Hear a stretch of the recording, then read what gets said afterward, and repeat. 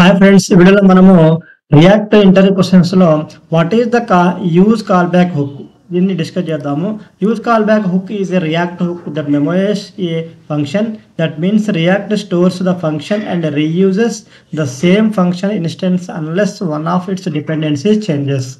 Use callback hook అంటే మనకు తెలుసు, ఆల్రెడీ జావాస్క్రిప్ట్లో కాల్ బ్యాక్ ఫంక్షన్స్ అని చెప్పేసి మనకి నేర్చుకున్నాం కదా. సేమ్ అలానే ఇది కూడా పనిచేస్తుంది అనమాట. ఎలా అంటే ఇది మనం ఒక ఫంక్షన్ రాసాము, ఆ ఫంక్షన్ని మనము కాల్ చేస్తాము ఆటోమేటిక్గా జావాస్క్రిప్ట్లో రియాక్ట్లో. కానీ కాకపోతే ఇక్కడ రియాక్ట్లో ఏమైందంటే ఏదైనా సరే ఒకటి మనము ఒక ఒక ఫంక్షన్ని ఒక మెథడ్ రాసినట్టయితే అది మన పేజ్ కంపోనెంట్ ఎన్నిసార్లు రెండర్ అయితే అన్నిసార్లు అది రీరెండర్ అవుతూ ఉంటుంది అనమాట. దానికోసమే మనం యూజ్ ఎఫెక్ట్ అని చెప్పేసి ఒక వాడతాము. యూజ్ ఎఫెక్ట్ లోపల మనము పెట్టినట్టయితే మనకి యూజ్ ఎఫెక్ట్ డిపెండెన్సీ మీద డిపెండ్ అయ్యి మనకి ఆ ఫంక్షన్ అనేది కాల్ అవుతూ ఉంటుంది. ఇక్కడ ఏంటంటే use callback hook use చేస్తే ఆ ఫంక్షన్ లోపల అప్పుడు ఏమైందంటే మనకి ఎప్పుడైతే అంటే రీరెండర్స్ని ఇది ఇప్పుడు ప్రతిసారి రీరెండర్ అయినప్పుడల్లా ఇది ఏం చేస్తుంది, ఇది మనకి అంటే కంపోనెంట్ రెండర్ అవ్వదు అనమాట. ఇది సింపుల్గా చెప్పాలంటే ఇది మనకి రియాక్ట్ ఆ ఫంక్షన్ని మళ్ళీ క్రియేట్ చేయదనమాట. అంటే ఫంక్షన్ని క్యాచ్డ్ వర్షన్గా తిరిగి మనకి పెట్టేస్తుంది. క్యాచ్లో పెట్టేసి ఆ ఫంక్షన్ని అన్నెసెసరీ రిరెండర్స్ మనకి రాకుండా పర్ఫార్మెన్స్ మెరుగుపరచడానికి ఇది ఉపయోగపడుతుంది అనమాట.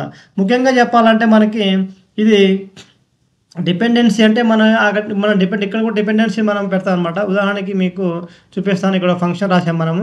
ఇక్కడ హ్యాండిల్ ఇది యూజ్ కాల్ బ్యాక్ అనేది కంపోనెంట్, హ్యాండిల్ ఇంక్రిమెంట్ అనేది ఫంక్షన్ రాసాము. దీన్ని యూజ్ కాల్ బ్యాక్లో మనం దీన్ని కాల్ చేస్తున్నాం. ఇక్కడ కూడా డిపెండెన్సీ ఉంటుంది అనమాట. యూజ్ ఎఫెక్ట్లో ఇక్కడ కూడా మనకి డిపెండెన్సీ ఉంటుంది. ఈ డిపెండెన్సీని మనం ఎంటీ పెడితే ఏమవుతుందంటే మనకి ఓన్లీ ఒకసారి మాత్రమే ఇది కాల్ అవుతూ ఉంటుంది. అంటే మనకి ఫస్ట్ టైమే కాల్ అవుతుంది, సెకండ్ టైం మనకి కాల్ అవ్వదు అనమాట.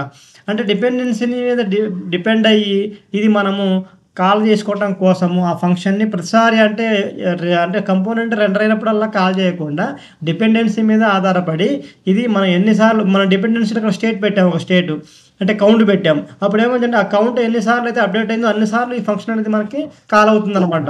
ఇలాగ మనకి ఈ ఫంక్షన్ అనేది ఏం చేస్తుందంటే చాలా మనకి పర్ఫార్మెన్స్ పడిపోకుండా పర్ఫార్మెన్స్ని ఆప్టిమైజ్ చేస్తుంది అనమాట. యూజ్ కాల్ బ్యాక్ హుక్ ఫంక్షన్ని క్యాచ్ చేస్తుంది అనమాట. క్యాచ్లో పెట్టేసి మనకి ఇది కాల్ చేస్తుంది. ప్రతిసారి క్రియేట్ చేయకుండా క్యాచ్లో ఉంచేసి మనం ఆ క్యాచ్ నుంచి కాల్ చేస్తూ ఉంటుంది. డిపెండెన్సీ చేంజ్ అయితే మాత్రమే అది మళ్ళీ రీక్రియేట్ అవుతుంది, లేకపోతే అవ్వదు అనమాట. అన్నెసెసరీ రెండర్స్ అనేది మనకి అడ్డుకుంటుంది అనమాట. చైల్డ్ కంపోనెంట్స్కి ఫంక్షన్ పంపేటప్పుడు ఇది చాలా మనకి యూజ్ఫుల్గా పనిచేస్తుంది. ఇది యూజ్ కాల్ బ్యాక్ హుక్.